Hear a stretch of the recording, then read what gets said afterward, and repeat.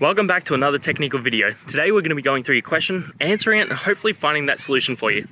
Now, remember to stay just a little bit crazy like me, and hopefully you get to that resolution. Now let's continue on.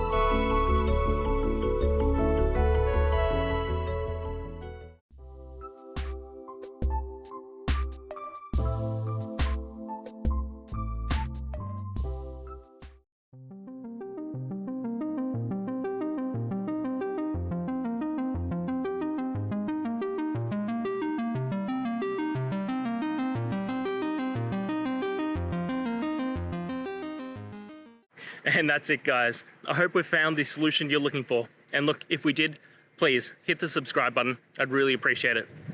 And until the next time you need technical help, I hope you have a good one.